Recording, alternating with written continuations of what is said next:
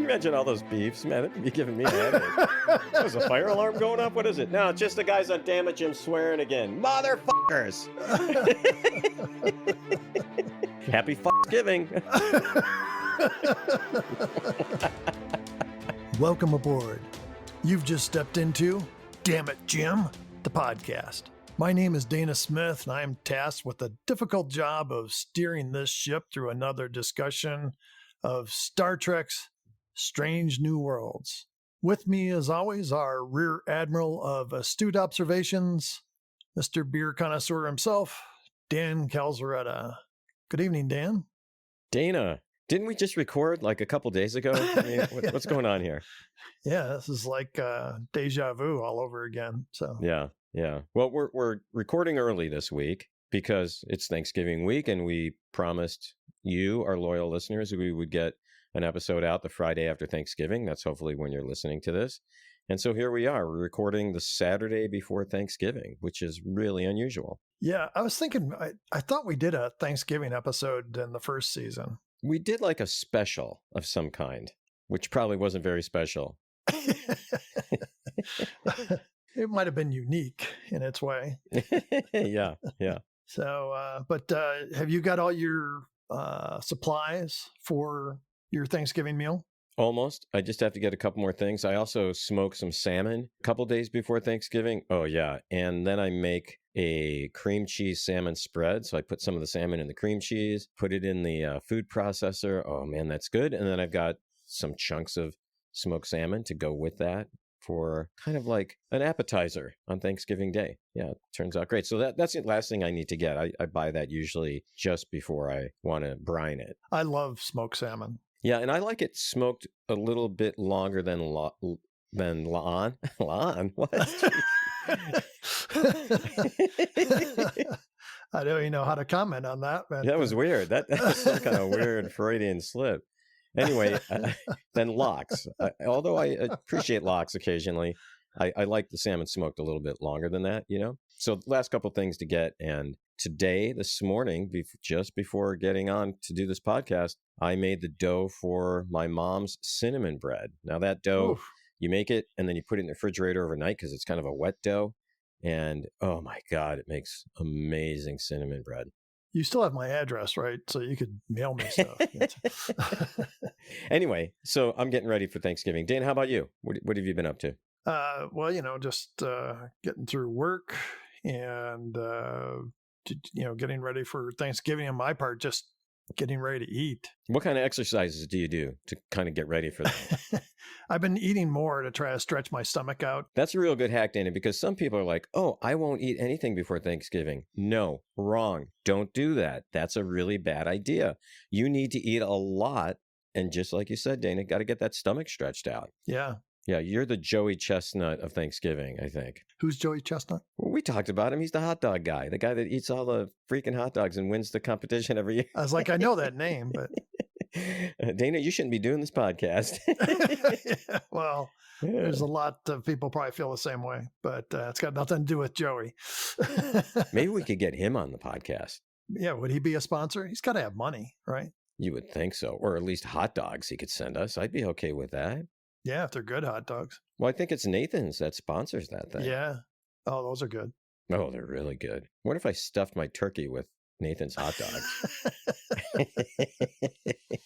That would be different. Yeah. Yeah, it would be. People getting in there. What the hell is that inside that turkey? Yeah, with all the meat and fat and stuff that's in hot dogs, it'd probably be good for, making a nice moist bologna type turkey. It's a Self-basting. Yeah. All right. Well, I hope everyone had a great Thanksgiving, and I hope people are happy that we're doing this today. Yeah, they better be. So, yeah. Speaking of people being happy, why don't we get to our listener comments, Dan? Yeah, let's do it. Okay, on Facebook, in regards to last week's episode, What is Starfleet? George Searing, I don't know if we've heard from him before, said, couldn't believe what I was watching. It was like a car accident. I had to see it to the end when it went over the cliff. Again, not talking about our podcast, but the actual show. Although people, I think, have told us to drive off a cliff, Peter Stringer on Facebook also said, think this would definitely be an episode Roddenberry would have appreciated. First, it featured a great insight into the crew. And second, it featured the morality that he wanted the series to display. By that, I mean they stood up for the enslaved creature and guaranteed that its offspring would no longer be abused. I think that's an excellent comment. Yeah, and if that was what the show was about, the show would have been a lot better. Yeah. You know, but this whole Beto thing and the documentary, I just think it fell flat. I thought the idea was good. Execution bad. Speaking of execution, I think Beto should be executed, by the way. Our good friend Joey Corson said, another good episode of Trek and a great episode from you guys. Thank you much, Joey. Yeah, thanks, Joey. He says, really enjoying the show. I can't wait for Damn It, Dan, the director's cut of the show. Not sure that's happening, Dana. So, Dan, you have some comments that you got as well? Yeah, Dana, we heard from a listener by the name of Ice. Now, I don't even remember. We heard from him a long time ago. Had to be like a year and a half ago or so. He sent us a message and he said, hey guys, just letting you know I'm a slow TV watcher during the summer. And now that it's winter, I'm back to TV. I just started listening to your review of A Piece of the Action and I watched the episode. I'm also looking forward to getting back into watching Trek and listening to your reviews. But I really love that review you guys did on Piece of the Action. You truly make me chuckle when I listen to you. Awesome. Thank you. And Dana, we also heard from Andy. He says, really enjoy the podcast and how you amuse each other like a couple of 14-year-olds. That's aiming kind of high. He does add, though, that's a compliment. And then he says, your takes on Star Trek are spot on, candid but balanced. After a strong start, I'm afraid Strange New Worlds has jumped the shark, and you're doing a good job exposing, not ourselves, exposing when the Emperor has no clothes, as in presenting nonsensical stories and off-key character behavior. But what I really want to say is I'm impressed with your Chicago pizza knowledge. Sure, Malinati's and Uno are well-known brands, and I know Dan has Second City connections, but for Dana to speak of the storied and decidedly hyper-local Geno's East suggests a high level of worldliness and sophistication. I tip my cap. You don't live in Chicago and not get to know all the pizza places. So. And how about Italian beef? I mean, oh, yeah, yeah. You know, everyone knows of Portillo's because they're all over the country now. But Johnny's is my go-to whenever I'm in the Chicago area. There are several great Italian beef places around Chicago. And also, we've talked about this in the past. Remember the Parky's hot dogs they put in the brown paper bags with the fries in there and the grease just soaking out into the bag? Right through the wax paper, right through the bag. Yeah, oh, my God. Oh, I'm getting hungry now.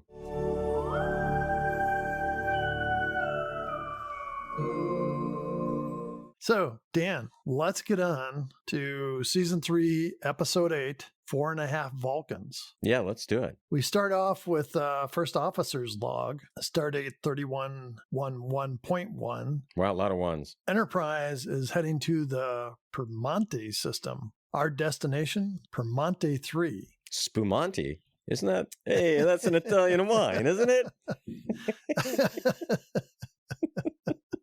I was thinking of the ice cream. Is it called Spumoni? Something like that, yeah. I don't like that ice cream. Like I said, I'm half Italian. I've had it a lot, made by relatives and stuff. I love gelato. Love it. Italian ice. Oh, we should have talked about that with the Chicago food. The Italian ice is so amazing. But Permonte 3, once again, is there a Permonte 2, Permonte 1? Yeah, no idea. She says it's a well-known vacation spot where the crew will be given 3 days of much-needed shore leave. Oh, so it's like a pleasure planet, sounds like. She says, I, however, plan to work.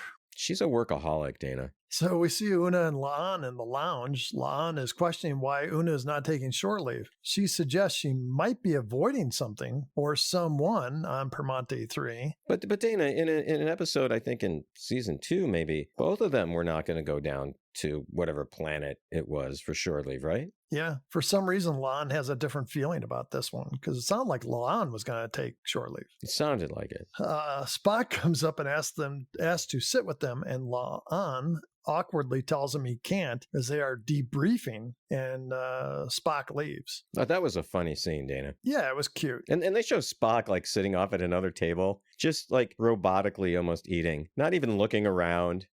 Just staring straight ahead. Yeah. And Lon says it's weird. She says, we're dating, but it's casual. We promised we wouldn't make things weird. Too late. Everyone watching thinks it's weird.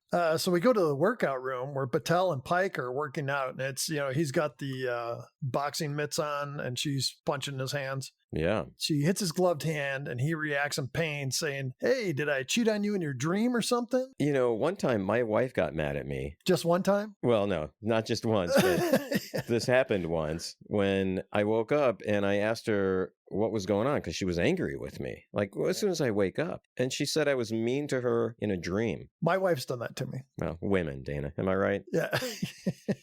Yeah, my wife in a dream said I was ignoring her and I was hitting on somebody else and that I was rude to her. She said she was really mad at me, like for the whole morning, could barely talk to me. I know, it's so weird. She brings up Vice Admiral Pasalk. I remember that guy, Dana. The bald guy, bald Vulcan. Bald Vulcan who is just an ass. Yeah. Yeah. And says he's going to be on the planet. And Pike says, you want to go back to work. And she says they won't let her captain a ship yet. Gee, I don't know why, Gorn lady. Yeah. But she says, I can return to court. The Gorn are known for their judicial system. I wonder what kind of judicial system that would be. Yeah, not pretty, I'm thinking. No, I think it'd be messy. Yeah. So she says she just needs to convince Admiral Pasalk. And Pike says, how? And she says, dinner here. And Pike's like catches on. He's got to cook. Then he gets a call. He has a critical message from the Vulcans. Ooh, okay. The Vulcan High Command has reached out to us about a situation on the planet of Tazar, a planet with complications for us. That sounds ominous. The Tazarians are not yet members of the Federation. They haven't paid their dues, I think, is the problem. Or maybe they didn't quite fill out the paperwork correctly. Who knows? Yeah, there's that whole section on, human rights and stuff that they had to fill out, and they weren't too crazy about it. So.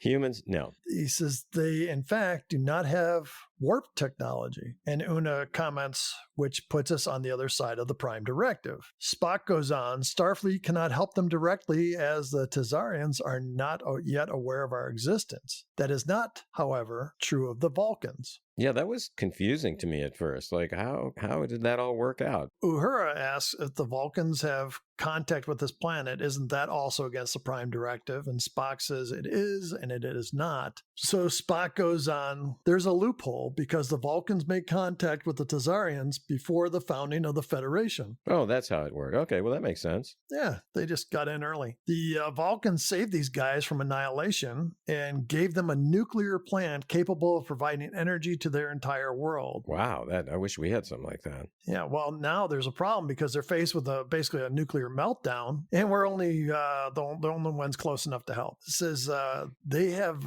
great scanning technology, so we cannot just appear Vulcan, we have to become Vulcan. Oh, see, when I first heard this part, I wasn't sure exactly which direction this episode was going to go. I started thinking, man, how many episodes, Dana, have we seen? The original series, in Next Generation, in Strange New Worlds, where they get changed into something else. And oftentimes it's not done well. Yeah. So next in sickbay, we see Pelia, Uhura, Lon, and Pike as Chapel enters. Chapel says she was able to jury-rig the chemical that turned human Spock, remember back in season 2, I think it was, to Vulcan Spock, so it should work in reverse for them. She gives everyone a shot, including herself. So then all of a sudden, Pike twitches and collapses. Everyone falls to the floor in pain. And Pelia seems completely unaffected. Right. Yeah. It's just didn't even make a dent, She's trying. She's trying to feel the effects. Yeah. Everyone stops moaning and groaning and everyone stands up and we see they look Vulcan. Oh, Dana, though. Pike's hair. Oh, my God. I thought his hair couldn't get any better. But it was so freaking awesome. Oh, it was great. It was great. I would kill to get hair like that, Dana. I mean, oh man, or even a wig. I would just wear a wig. Hell, if it could look like that, man. Yeah, I mean that's some pretty serious hair. Everyone has changed, but Pelia. But Mabenga says I wonder if it is because you're lanthanite. And she says, I had the same problem with LSD in the 60s and then in the 1990s and then last July. That was great. I thought that was great. And Spock says he can cover for Pelia on the ground. Pelia says 5 Vulcans should be enough down there. And Pike points out it's 4.5. Dana, and we should also say that their affect now is completely Vulcan. And they're not like faking it. Like they're uber Vulcan, Dana. Very serious. They've got the eyebrows, the ears, and the attitude. Yeah, maxed out. Exactly. So Chapel says, we're fully Vulcan. And Uhura adds, and Spock is only half Vulcan. Lon says 4.5 Vulcans. Chapel asks, isn't that accurate, Spock? And you could see like kind of the raised eyebrow and Spock that he's like, he basically agrees, but it's like kind of a dig at him. Yeah, he's a little annoyed, I think. So next we get some amped up music and see the crew walking down the hall, all in Vulcan garb. Pike is carrying the death weapon. Wasn't he spinning it too? Like, yeah. I thought that was a great scene. It was in slow motion. The song was some kind of heavy metal type of thing. I thought it was really a good scene. And their outfits are so cool. We haven't seen anything like that, I don't think. No. So they go in the transporter where Scotty is manning the controls. He says, your ears look so pointy. On the transporter pad, Pike says 4.5 Vulcans to beam down. That was great. It's like just keep twisting the knife, you know. Yeah. So they beam out on the bridge. Pelia is standing next to Una, and she says, well, this will take a few hours. And a moment later, Mitchell reports that radiation levels are normal. Spock reports the energy system is now repaired. Now, how did they do it so fast, Dana? I just think they wanted to get past it. So you mean the writers just wanted to get past it to move the episode along? Yeah. I mean, I guess that's good. So the team beams back up and M'Benga gives them all shots to turn them back to normal, but nothing changes. Yeah, nothing. Yeah. So Chapel scans them and says, the serum is not working. Oh, no shit. Really? Okay. We will remain Vulcan indefinitely. Wow. In sickbay, Chapel is scanning the team as Una comes in. Una says, first officer's log supplemental. While our mission to Tazar was a success, the Kerkovian cure has proved more complicated. Kevorkian cure? Yeah, that's what I was thinking. I thought, well, this will be a short show. And, so Chapel comments that as a human, she must have made a miscalculation in the serum, but now as a Vulcan, she can reduce that chance of error. So in the lounge, Uhura is standing at the bar when Beto comes in. No, Dana, no. Didn't we kill him last week? Oh, man, I was just like, oh, there goes the show. I was about ready to turn it off. So yeah, that was not good. I was not looking forward to that. He goes, you look so, she replies, Vulcan? Maybe she can do the Vulcan death grip on him. Why didn't she do that? That would be great. He thanks her for arranging his trip. She basically says, you're too inept to plan your own trip. So this is great because she's really calling him out for what he is, which is a dumb freaking idiot. So they talk about dating. She says, you're willing to make the adjustments needed? Was the adjustment a vasectomy? What do you think she's talking about here? I was hoping it was like, well, you got to go spend like an hour out in space without a suit. You know, so that would have been great. I don't understand the writers' continuing inclusion of this guy. Dana, we know they listen to our podcast, right? The writers? Yeah. But here's what we need them to do, okay? Kill Beto. Kill him. I mean, okay, if killing's a little too harsh, just send him off on some extended mission somewhere else. You know what I mean? Yeah, have him go do a documentary about the Gorn. As long as we don't have to see it. Yeah. So back in the transporter room, Jim Kirk beams aboard. He's all casual looking. He says he's going to spend time with his brother. And his mustache. Scotty informs him that Sam and his mustache already beamed down to the planet. Kirk says, I have other friends on the ship. And then he kind of looks around and says, why don't you join me for a drink? Then adds, maybe La'an is available. Scotty says, yeah, she is mostly. In Pike's quarters, Pike is cleaning like crazy, which is driving Battelle nuts. He goes on about the insufficient cleanliness that he wants things right for the Admiral. Dana, I think after seeing this scene of him cleaning, especially in the kitchen, I think my mom must have been Vulcan.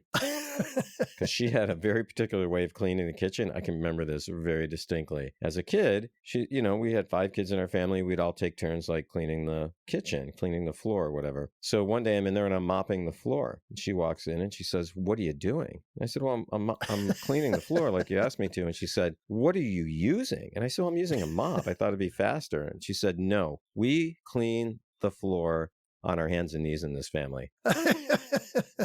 Well, I said, "I know, but I thought this would just be faster." And she's like, no.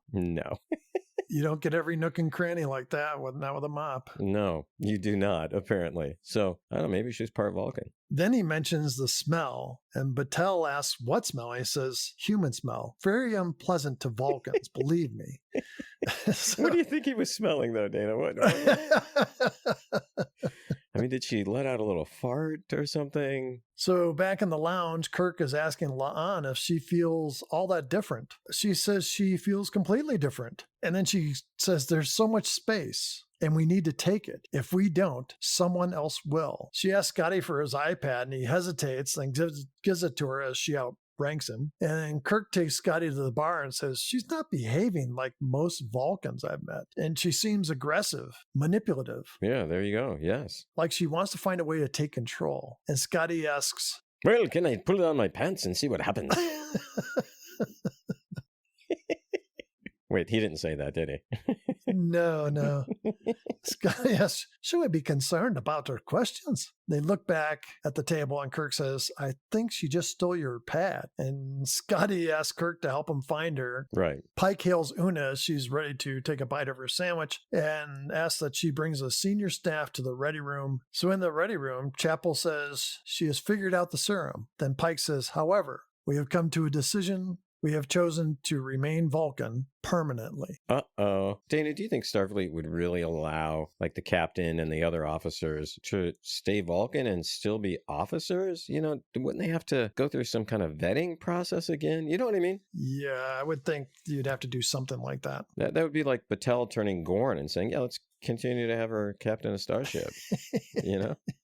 What could go wrong? Yeah, nothing. So later in Pelia's room, M'Benga, Pelia, Spock, Una, Battelle, and Erica Ortegas are all talking, and they discuss Pike's significant change and how to get them all back to human. And didn't they say something about being in Pelia's room because she had shielded it so no one could, like, somehow scan in or listen to conversations? Like, that's great.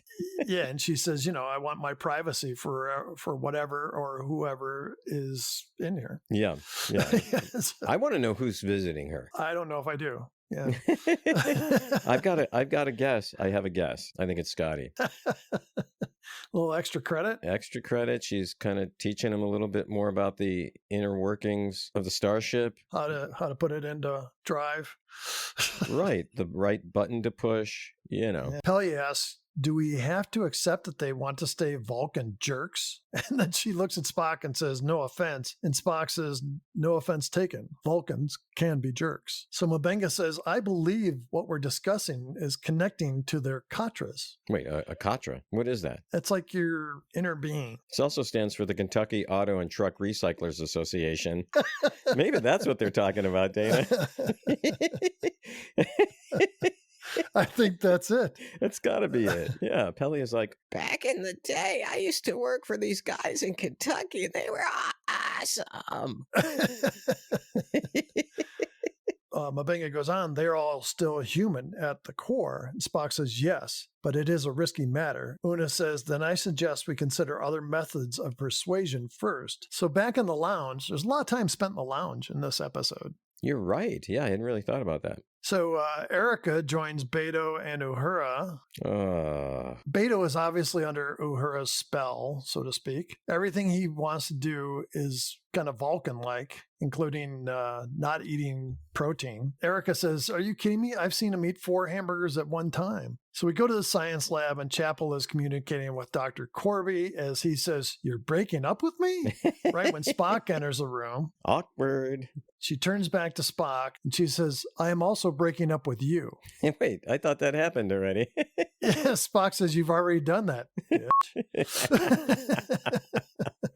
Well, Dana, she also says to Spock something about kintsugi. and how he reminds her of this idea of kintsugi. And I had no idea what that was. I mean, I didn't know if it was a food, wasn't sure what she was talking about. So I contacted the department head of Asian Studies at Dammit Jim University, and she told me that kintsugi is the Japanese art of repairing broken pottery by mending the areas of breakage with lacquer mixed with powdered gold, silver, or platinum. This technique, which means golden joinery, treats the breakage and repair as part of the object's history, making it more beautiful and valuable. The practice is a direct application of the Japanese philosophy of wabi-sabi, and it's not like wasabi. It's not wasabi, Oh, okay. which is that spicy stuff. But the Japanese philosophy of wabi-sabi, which finds beauty in imperfection, incompleteness, and the simple and the modest. I thought that was pretty interesting. Why did she mention that? Because I think she thinks he's broken and that La'an can do a better job of repairing him than Chapel could. Next, we see Scotty and Kirk walking down the hall discussing where La'an could have gone. Then La'an appears and says she's been looking for them. She says there's a problem on the ship. There's not enough weapons. She says, and both of you are going to help me with this. And she walks off and they follow. In Uhura's quarters, Erica is questioning Uhura about Beto. Like, what do you see in him? Why don't you just ditch him, phaser him? Especially, yeah. Uhura says she did a simple mind meld to temper his impulses. Erica says in disbelief, you brainwashed him into a Vulcan lapdog? And Uhura responds, he's not a lapdog. A lapdog is more compliant. And Erica says, you may think that this Vulcan Uhura is smarter or whatever, but if she can't see what makes my brother great, then she's an idiot. I don't understand what she sees in Beto either, but I think for different reasons. I think Beto is an idiot. So Spock joins Una in Pelia's quarters. Una asks about the Katra thing, and Spock says, altering the body does not change the Katra. And Spock says, unfortunately, he doesn't know enough to reach them effectively. And Una kind of gives him a look and then says she knows someone. Okay, she knows a guy. A Katra expert. And Spock says, that's exactly who we need. Why didn't you bring this up earlier? And Una sighs, because he's my ex. Oh, see, that was shocking, I thought. Yeah. So later, as Spock and Una walk down the hallway, Spock asks, what went wrong with the ex? And she says, too much chemistry. So they enter the lounge and they stop. There's a kind of a tall, I guess, good-looking man who's standing there, and they kind of look right in his direction. Yeah.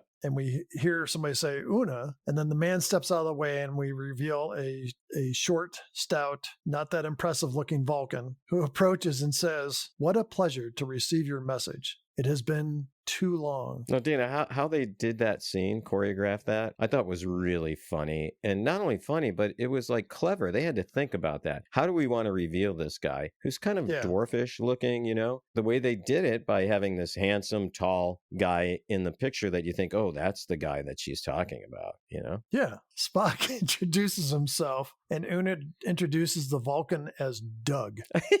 I thought that was great.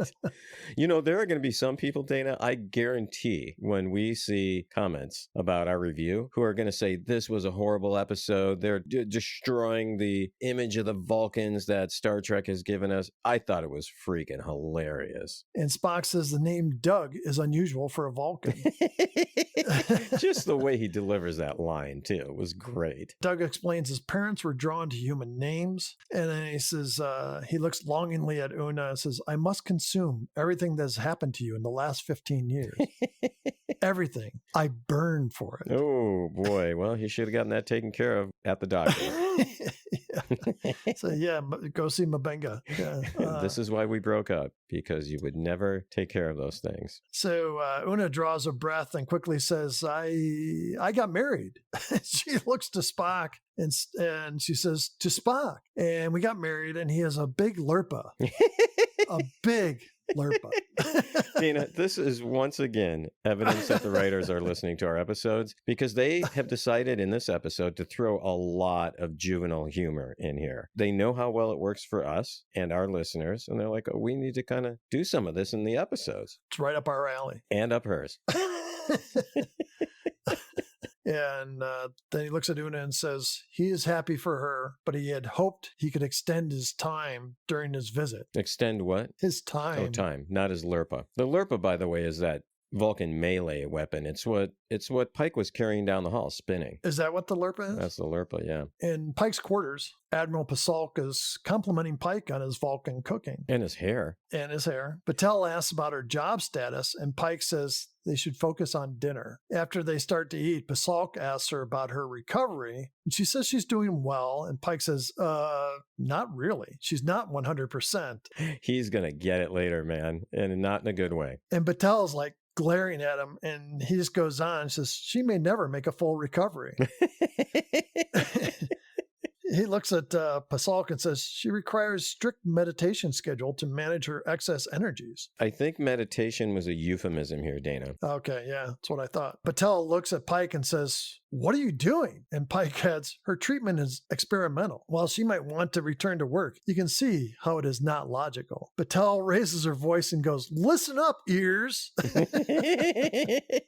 She goes, you do not get to decide my fate. She says, I am more than ready to return to work. But honestly, since we're all such big fans of honesty here, I'm not sure I want to. And she looks at Pasalk and says, because I have spent most of my career sitting idly by while you make terrible decisions. You always favor Vulcans above everyone else. Like tonight, you used to call Captain Pike the human with inappropriate hair. And you, she points to Pike and says, your sorbet sucks. She goes, now get out, both of you. And Pike turns away, and then he comes back and takes her sorbet away from her. And she like grabs her wine glass, like don't even think about it. That was a really well-written scene. In the lounge, Doug says to Spock, they're sitting alone, says, you two are not married. And Spock agrees. And then he says, why the ruse? And Doug is enthralled by Spock's human side and wants to learn more about humanity because Spock was able to carry on this deception. Right. Spock says, if you will help us with our problem, I will be happy to discuss humanity with you. So in the weapons bay, La'an is working at a table while Scotty and Kirk are in the background discussing her quite unusual behavior. But she can't hear them talking. You could even be half deaf and still hear those guys talking. I mean, come on. So La'an turns toward Kirk and asks him to reconfigure the weapons array. And Kirk says, as soon as you tell me what we're doing. And La'an says, preparing for the war. Ooh, the war. Uh-oh. She says, the one we're going to start. Oh, that's even worse, Dana. So Scotty is in belief. Come on, in belief. What does that mean, Scotty? Well, it's a thing we do with the sheep, you see. That actually means to bleat. See how much you can get to bleat.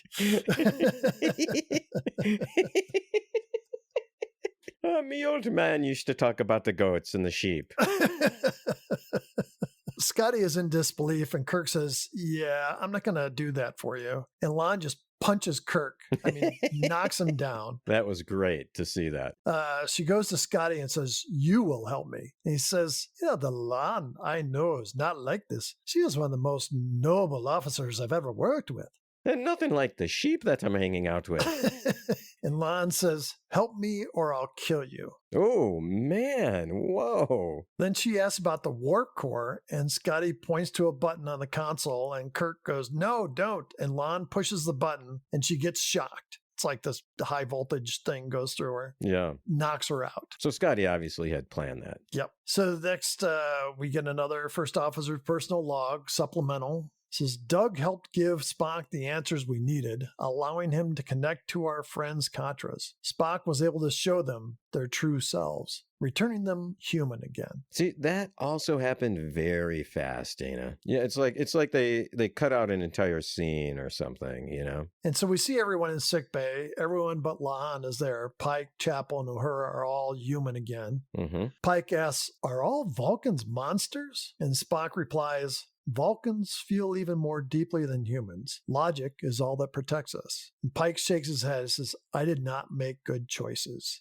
He heads out to talk to Patel. Uhura says she needs to go talk to Beto. Why? Well, she left him on the outside of the ship and she needs to talk and apologize to him. His body's still like banging against the side of the ship as it flies through space. Chapel says, I need to apologize to everybody. Yeah, I mean, really she does, Dana, not just for this episode. episode, but for other stuff. Yeah. She was kind of not very nice to people. So next we see La'an. She looks human, and Spock enters, and she's sitting on the floor. And Spock enters and says he is in her katra. Whoa, Dana, this episode got a little bit risque at this point. What happened to that lirpa? You don't have a big lirpa, apparently. So wait a second, Dana. When I first saw this, I was confused. So this is like a scene that's not happening in reality. It's in some type of weird mind meld thing, right? Yeah. Okay. So Spock says, being Vulcan affected you. You are aggressive, paranoid, suspicious, arrogant. He is not holding back, Dana. He says, I believe it is part of your core. You are part human, but also part augment, a relative of Khan Noonien Singh. Oh, wait, now, hold on. I was actually confused during this part. Were you? Yes. Okay. Are you going to explain it to me so I understand what's going on? No. Okay. Because it doesn't get explained, right? No. Because he should know who Khan Noonien Singh is. Oh, that's right. Because in the original series, they have to dig into the past to find out who he is. She says, I don't need your help. She stands and starts fighting Spock. And he defends himself and says, this is not really you. And they fight across the rooms. As she kicks him, Spock catches her leg, and it becomes a little bit more like their tango they were doing. She's wearing a dress with a big slit up the side. Then she starts fighting him again. He catches her and lifts her at one point and throws her off. And she lands and kind of looks back, and then she looks like she's going to attack him. She comes back at him and jumps into his arms, and they start to dance again. They stop and they're facing one another and they hug. And La'an says, change me back. Oh, Dana, I was having so much fun with this episode, and then this happened. And I was like, my God, they need to stop these love interest stories, Dana. So we go back to her talking to Beto. No, why? He says, you brainwashed me. And she keeps apologizing and says, yeah, but you didn't have a whole lot of brain to wash there. She should have just dumped him, Dana. It would have been a great opportunity. Look, I mind melded with you. I'm moving on. I had to really search for your mind. And so they agree to start over and use her last 5 remaining hours of shore leave together. No. She had the golden opportunity here, Dana, to just end it. Yeah. This has got to end, Dana. I really want it to end violently. Not just to have some explanation. Well, he decided to go pursue other interests or whatever and go make other documentaries. No, I want this to be like an explosion. No, even that's too good. Like ripped apart by the Gorn. That would be good. Like right in front of her too. And blood is flying everywhere. And, it would be great. Yeah, I'm all for that. Okay. I just wanted to make sure I wasn't being over the top with that, No, I think you're playing it kind of mild, but So we go to Pike's quarters. Batal is drying dishes, and she gets a message, a transmission from the Admiral. It goes to the screen where Pasalk says he's retiring at the end of the year. Whoa. And he wants her to be his replacement as the head of Starfleet Justice Department. Whoa, that was shocking. Batal is like stunned. She says, I'm getting this because I told you off. And then he says, the promotion is yours if you want it. I expect your decision by the end of the week. Pike kind of gets into her line of vision and goes, so am I slightly forgiven? So in Chapel's quarters, the door opens and Spock and Corby are there. They come in and she apologizes to both of them. Corby says it is as if it never happened. And she's cooking soup, a Vulcan soup. She says, I think I have a better appreciation for Vulcan bluntness. And Spock tries the soup, then says, that's good, because the soup is unsatisfactory. It was Plomik, right? Yeah. So in the original series, when Spock's going through his whole Pon farr thing, Chapel makes him soup, brings it to him. She runs out of his room, and you see the soup come flying out and hits the wall. So yes, we've seen the soup before, and we've seen Chapel make it before. So in the lounge, La'an and Una are having a drink. We see Doug enter, carrying flowers. So Una puts on lipstick and stands. I cannot believe they got away with putting this on, regular Paramount and not Paramount XXX, because that dress, my God. Oh, yeah. I think I need to go watch that scene again. And the boots? Oh, the whole thing. It was like pretty risque, I thought. She looks at Lon and says, don't wait up. And she goes to Doug and they leave. thought that was great, though. At the bar, Scotty and Kirk are talking, and Kirk says, "Mr. Scott, we make a pretty good team." And Dan, that's how this episode ends.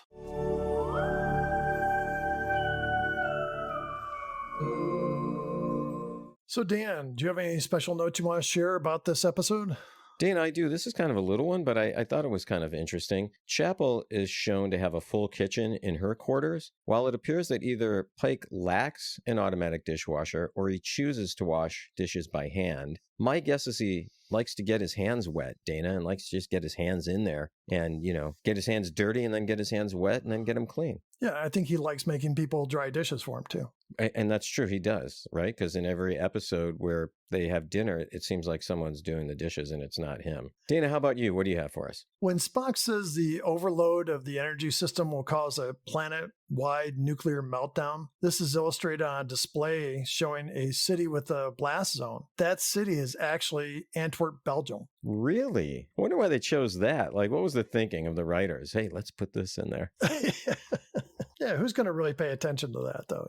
Just you see a city outline, you go, oh, okay. Some special effect dweeb's like, oh, I really hate Antwerp. I'm going to make them blow up in Star Trek. I've never been to Antwerp. Have you? No. I've been to Belgium, but not to Antwerp. Belgian beer, by the way, is amazing. Amazing. Yeah. So, Dan, this might be a tough one, but what would Kirk do? I think Kirk would have saved the Jakaru. And, oh, wait, that's last week's episode. It's like, I don't remember the Jakaru. Dana, I think Kirk would not have wanted to stay Vulcan. He would have found a way to reverse that transition to being fully Vulcan. What about you? Almost the same. I said Kirk would have fought through being a Vulcan and found a way to manage his own Katra and come back to being human before anyone else. Yeah, and he'd still want the big lirpa, though. Sure, you tell everybody he's got the biggest. Okay, Dan, we're on to best and worst. What do you have for best? The development of the friendship between Scotty and Kirk, I think, was great in this episode. And Dana, it makes me wonder if we will see Dr. McCoy in either season 4 or 5. How about a best part for you? They did a nice job with the humor. This could have easily been terrible. And I thought that they pulled a lot of this off really well. There's no big guffaws in there, but it's got some great moments. You have another best part for us, Dan? Yeah, the guy who played Doug is comedian Patton Oswalt. I think he is brilliant. Everything he's in, I absolutely love, Dana. I really think he's underrated, and I think he's a comic genius. How about another best part for you? Scotty's shocking lawn. I thought that was a great moment in the way they pulled it off. Dana, how about another best part for you? Well, I did have Una's dress and boots at the end of the show, but I'm going to choose a different one. Why? Because my wife listens to the podcast. Oh, there we go. I don't know if you saw this, Dan, but they had post-credit scenes. I didn't watch it, Dana, because I never watched the credits. But it's Spock and Doug, and it's Spock trying to teach Doug about humanity. And one of the things, like, Vulcans speak without contractions. And so Spock's like saying, it's, and he kept saying, it is. I got to go back and watch that. Dan, do you have a worst part for this episode? Beto.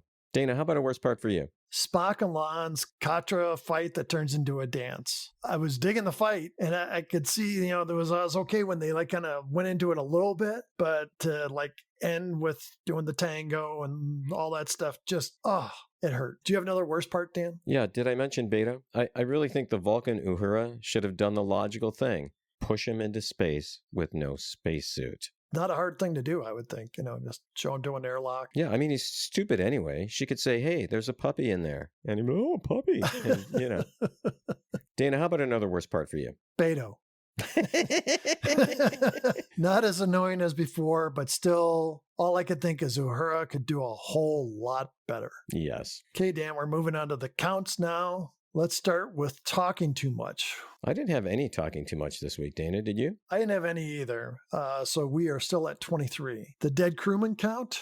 Unfortunately, no. Nothing this week. Still at 18.5. Shedding tears. I didn't see any in this episode, Dana. Did you? No, I even went back and tried to, catch a couple scenes where I thought there might be, but I didn't see any. So we are still at 35. Ripped shirts, no shirts. Who's showing skin? I think this counts. When Una stood up. That dress, Dana, showed a lot of skin. I think we need to count it. I'm all for that, so I'll add that in. That takes us up to 19. Other than Beto, any supreme beings on the ship? No, I had 0 this week, Dana. Me as well. So we are still at 4, taking over the Enterprise. No, I mean, Lon may have tried in some ways, but no, I didn't see anything this week. Okay, so we are still at 6. Fights. Well, we definitely had that, as you called it, kind of the Matrix fight between La'an and Spock. And La'an punches Kirk. So I don't know, do we count that one too? I did. Okay, so I had 2. Yeah, that's what I had. So that takes us up to 31. All right. Log drops. I had 2, Una and then Una again. Actually, she did 3. I had 3, Dana. I missed the third one, I guess. Okay. So that takes us up to 33. All right. And finally, Pike cooking. Well, he did cook for Pasalk, so I think we need to count that one. I have that takes us up to 17. Yeah, that's what I got too. Dan, what are your final thoughts on this episode? Dana, I have to say, I was very skeptical about this episode. The whole turning into Vulcans, as we've mentioned, it's happened several times in the series or in other series, Star Trek series as well. And it could have taken a very wrong turn if they decided to play it seriously. However, Dana, I thought the writers chose to have characters go over the top, and I think this was the correct choice. It provided a lot of humor, a way to play off each other, and a chance for the characters to portray themselves in a different and quite, I don't know if this is a word, asshole-ish way. I love that Patton Oswalt was in the show. I know he's a huge Star Trek fan. I think he's a comic genius, and I love everything he's in. Even though he had a small role, I would love to see him return. I think Doug could be kind of a good, not often character, but, every now and then. And while I had my concerns at the beginning of the episode, I found that it worked. It was funny, touching in parts, and gave us great insight into how the characters will evolve. I liked it, Dana. I really liked it. Except for Beto. How about you, Dana? What are your final thoughts? Well, there was some fun stuff here and several unexpected moments and events. It's a light episode with some drama. I don't hate it. I don't know if I love it. They stretched an idea out. It was kind of like a one joke thing into a whole show. And I think they did pretty well with it. There were so many stories going on. Quite honestly, I could care less about Beto and Uhura. It's just another silly go nowhere romance with a character I dislike. And then that's Beto, in case I haven't made that clear. The Doug character was funny, and it gives us another side of Uno that we never see. Right. And I thought that was pretty neat. And it's, there's a little bit of like jealousy for me that he was able to win her over. I was like, but I have so many great qualities. What about your lirpa, Dana? Yeah. I just don't have a lirpa. The other thing I liked is Spock plays a real critical role. He's kind of like the glue that holds this whole thing together, being the half Vulcan. I thought Ethan Peck handled it all really well. The little expressions he gave, little, glances and things really gave away his feelings. It's a good episode, but I'm still waiting for something to get us back on track with like the stuff we expect from Star Trek. Dana, if this season follows kind of the pattern of other seasons, I think the last couple of episodes are probably going to be more on the serious side and maybe even leave us with a cliffhanger. Let's hope. Well, I think I liked this episode more than you did, Dana, but what I really had fun doing was talking about Star Trek with you. Speaking of that, what do we have next week? Next week, Dan, is Terrarium. Well, Dana, I hope you had a great Thanksgiving, and I hope all of our listeners had a great Thanksgiving, and I look forward to seeing you next week, Dana. Thanks, Dan. And for all those people who write in and or call, thanks for the constant support. Don't forget to tell your friends. As for Thanksgiving, hope you really enjoyed your holiday. So until we meet again, live long and prosper. Thanks once again for listening to Damn It Jim, the podcast. We'd love to hear from you. Please send us an email at dammitjimpodcast@gmail.com or join the discussion on Facebook, Instagram, or YouTube. You can also reach us at the Damn It Jim hotline at 509-676-6298. This podcast was produced by Dan Calzaretta and Dana Smith for Ramble Jar Productions. Editing by Dan Calzaretta. If you would like to be a Damn It Jim sponsor, please send us an email at dammitjimpodcast@gmail.com. Have a great rest of your week, and remember to live long and prosper.